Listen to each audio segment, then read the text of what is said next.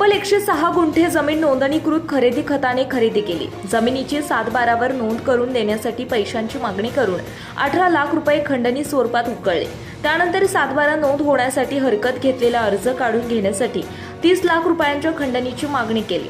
खंडणी न दिल्यास 7/12 नोंद होऊ देणार नाही अशी धमकी दिल्याची धक्कादायक घटना थेऊर येथील मंडल अधिकारी कार्यालयासमोर 27 जुलै ते 27 डिसेंबर 2023 दरम्यान घडला।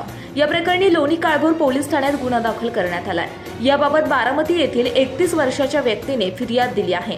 त्यानुसार कैलास परशुराम कडू राहणार जय भवानी नगर पौड रोड, सचिन कैलास कडू राहणार शिवणे या दोघांविरुद्ध लोणी काळभोर पोलिसांनी खंडणीचा गुन्हा दाखल केला। अधिक माहितीनुसार फिर्यादी आणि त्यांच्या भागीदारांनी दिलीप कडू आणि इतरांकडून 106 गुंठे जमीन नोंदणीकृत खरेदी खताने खरेदी केली। त्या जमिनीची 7/12 नोंद करून देण्यासाठी दिलीप कडू यांचे नातेवाईक असलेले आरोपी कैलास कडू आणि सचिन कडू यांनी संगनमताने पैशांची मागणी केली। खरेदी खतातील उल्लेख केलेल्या रकमेव्यतिरिक्त फिर्यादींकडून प्रथम 18 लाख रुपये खंडणी स्वरूपात घेतले। त्यानंतर वेळोवेळी 1.5 लाख रुपये घेतले। या दरम्यान फिर्यादीने 7/12 नोंद होण्यास हरकत घेणारा अर्ज केला होता।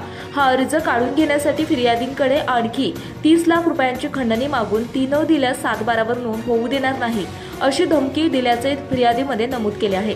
या घटनेचा पुढील तपास पोलीस उपनिरीक्षक घोडके करीत आहेत।